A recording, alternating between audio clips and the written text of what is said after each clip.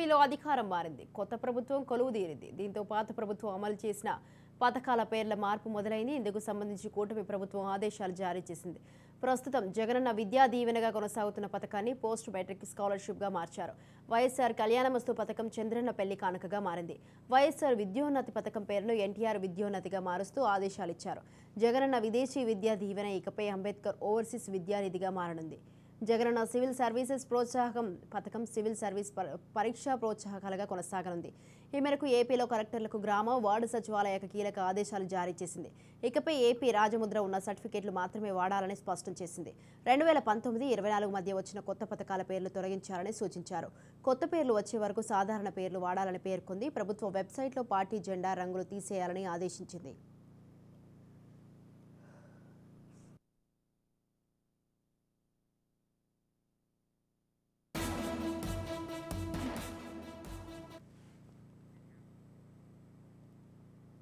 ఇక 2019లో వైసీపీ అధికారంలోకి వచ్చిన తర్వాత టీడీపీ హయాంలో అమలైన పలు పథకాల పేర్లను మార్చేసింది. జగనన్న వైఎస్ఆర్ పేర్లతో స్కీమ్స్ అమలు చేసింది. ఇటీవల జరిగిన ఎన్నికల్లో ప్రభుత్వం మారడంతో మళ్లీ పాత పేర్లనే తీసుకొస్తూ సాంఘిక సంక్షేమ శాఖ జీవో విడుదల చేసింది. ఆ మేరకు వెబ్సైట్లు ఇతర చోట్ల మార్పులు చేయాలని ఆదేశించింది.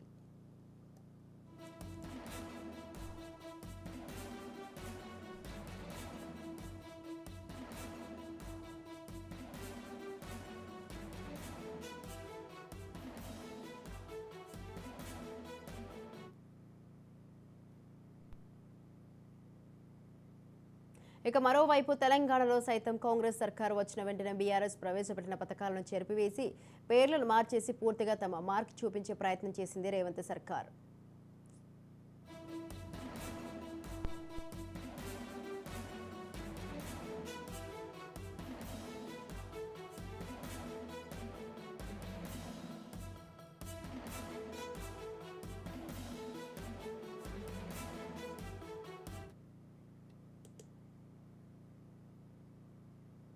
రైట్, ఈ విషయంపై మరింత సమాచారాన్ని మా పొలిటికల్ ఎడిటర్ అరవింద్ అందిస్తారు. అరవింద్, చెప్పండి, ఏపీలో అయితే అధికారం మారింది. అటు కొత్త ప్రభుత్వం కొలువుదీరడంతో అయితే గత ప్రభుత్వంతో అమలు చేసిన పథకాల పేర్లను అయితే ప్రస్తుతం ఉన్న ప్రభుత్వం అయితే ఆ పేర్లను తొలగించి వారు కొత్త పేర్లను పెట్టడం జరిగింది. దీనికి సంబంధించి మీ దగ్గర ఉన్న అప్డేట్స్ ఏంటి?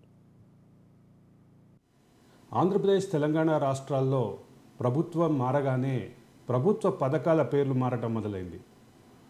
ఒకవైపు 6-7 నెలల క్రితం అధికారంలోకి వచ్చినటువంటి తెలంగాణలో అధికారంలోకి వచ్చినటువంటి కాంగ్రెస్ పార్టీ గత ప్రభుత్వ హయాంలో ఉన్నటువంటి పథకాల పేర్ల మార్పుకి మొదలు పెడితే ఇప్పుడు తెలంగాణతో పాటు ఆంధ్రప్రదేశ్లో కూడా ప్రభుత్వం మారింది నేపథ్యంలో అక్కడ కూడా అదే రకమైనటువంటి పరిస్థితి ఉంది.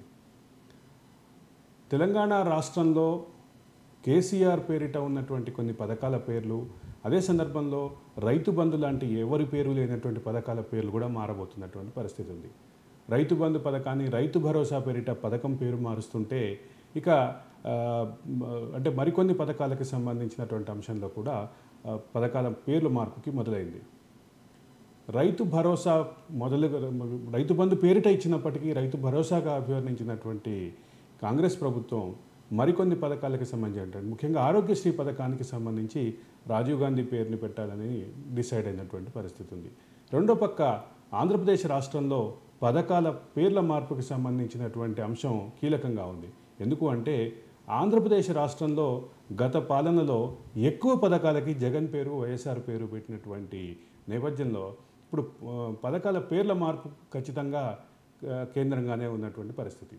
ఈ కేంద్రంగా జరుగుతున్న చర్చ ఖచ్చితంగా పథకాలకి నాయకుల పేర్లు, తమ ముఖ్యమంత్రుల పేర్లు, ముఖ్యమంత్రులకి తండ్రుల పేర్లు లేదా తమ పార్టీ నాయకుల పేర్లు పెట్టుకోవటం మూలంగా ఈ రకమైనటువంటి సమస్య వస్తుంది అనేది ఖచ్చితంగా విజ్ఞుల చర్చ జరుగుతోంది. రాజకీయాల్లో ప్రభుత్వ పథకాలకి తమ నాయకుల పేర్లు, తమ పేర్లు పెట్టుకోవటం ఎప్పుడు మొదలైందో తెలియదు. కానీ ఆంధ్రప్రదేశ్, తెలంగాణ రాష్ట్రాల్లో దీనికి సంబంధించినటువంటి పీక్ పరిస్థితిని చూస్తున్నాం. ముఖ్యంగా ఆంధ్రప్రదేశ్లో గతంలో చంద్రన్న కానుక నుండి రకరకాల పథకాలకి పేర్లున్నాయని విమర్శించినటువంటి వైఎస్ఆర్సీపీ తాము అధికారంలోకి రాగానే వైఎస్ఆర్ పేరు, అదే సందర్భంలో జగన్ పేరుతోటి అనేక పథకాలు ప్రవేశపెట్టినటువంటి విషయం గమనించాలి. ఇక అక్కడి నుంచి మొదలు పెడితే దీనికి సంబంధించినటువంటి అధికార మార్పిడి జరగగానే గతంలో ఉన్నటువంటి పథకాలని కొనసాగిస్తూనే లేదా ఆ పథకాల యొక్క విధానాన్ని మారుస్తూనే దానికి ఉన్నటువంటి పేరు మార్పుకి ప్రధానంగా కాన్సన్ట్రేట్ చేసినటువంటి పరిస్థితి ఉంది.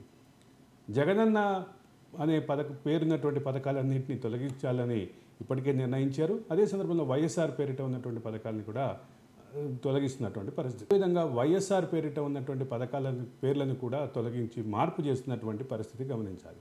ఈ మొత్తంలో కీలకంగా ఉన్నటువంటి అంశం ఏంటంటే ఈ పథకాలకి వ్యక్తుల పేర్లు అదే సందర్భంలో తమ నాయకుల పేర్లు పెట్టుకోవటం చుట్టూ తిరుగుతున్నటువంటి ఈ వివాదంలో ఖచ్చితంగా దీనికి ఒక రాజకీయపరమైనటువంటి సంస్కరణగా ఇటువంటివి రాకుండా ఉండాలి అనేటటువంటి విజ్ఞుల మాటని వింటారా లేదా ప్రభుత్వాలు అనేది ఖచ్చితంగా వేచి చూడాల్సిందే.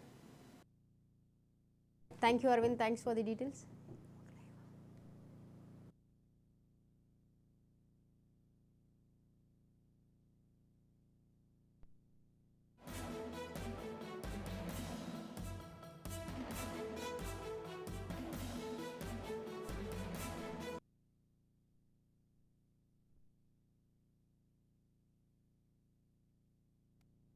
ఆంధ్రప్రదేశ్లో ప్రభుత్వాలు మారగానే పథకాల పేర్లు అసలు పథకాల పేర్లు పెట్టేటప్పుడే చాలా వరకు సంయమనం పాటించి తమ నాయకుల పేర్లు, తమ దివంగత నాయకుల పేర్లు, బతుకున్న నాయకుల పేర్లు పెట్టకుండా ఉంటే బాగుంది.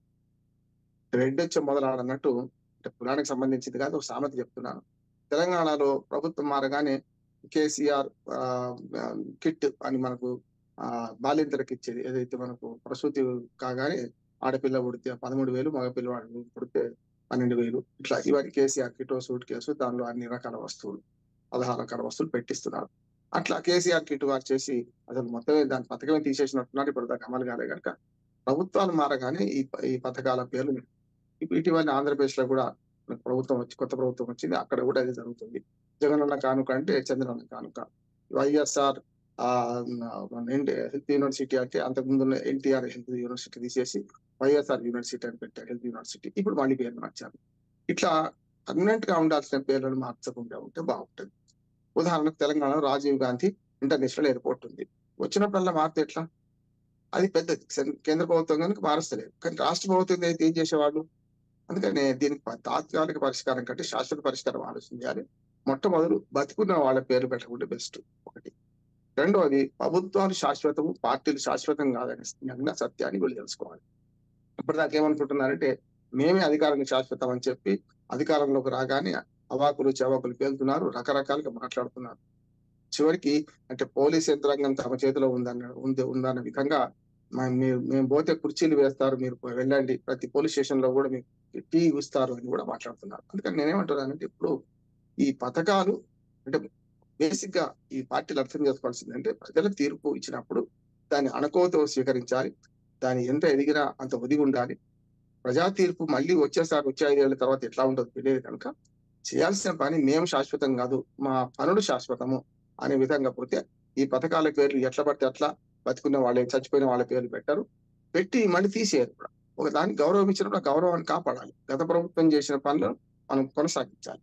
ఉదాహరణకు ఆరోగ్యశ్రీ మంచి పథకం, తెలంగాణ ప్రభుత్వం వచ్చిన కొనసాగింది. కాకపోతే రాజీవ్ ఆరోగ్యశ్రీ అంటే రాజీవ్ పేరు తీసేసింది. పేరు తీసేయడం సరైనది కాదండి, పేరు పెట్టడమే సరైనది కాదంటే తీసేయడం అంతకంటే సరైనది కాదు. ఇట్లా ఫీ రీఎంబర్స్మెంట్ పథకం ఉన్నది, అది కూడా పేరు వేరే ఉండే తీసేసిండ్రు, పెట్టిండ్రు. అంటే ఇవాళ పేర్లు పెట్టే కన్నా ముందు పథకం యొక్క ఉద్దేశాన్ని అనుసరించి దాన్ని సరైన పేరు పెడితే బాగుంటుందని నా ఉద్దేశం. అట్లా కాకుండా పోతే ఒక పార్టీ మీద ఇంకో పార్టీ కక్ష కట్టి రాగానే మొత్తం అంతా అసలు ఇంకో వేరే పని లేనట్టు ఇదే పని చేస్తున్నారు. ఇది సరైనది కాదు. ప్రభుత్వాలు శాశ్వతం, పార్టీలు శాశ్వతం కాదు, ప్రజల తీర్పే శాశ్వతం. ప్రజలే చరిత్ర నిర్మాతలను తెలుసుకున్నప్పుడు ఈ పేర్లు అనేది తాత్కాలికంగా పెట్టడం, మళ్ళీ తీసేయడం జరగదు. తెలంగాణ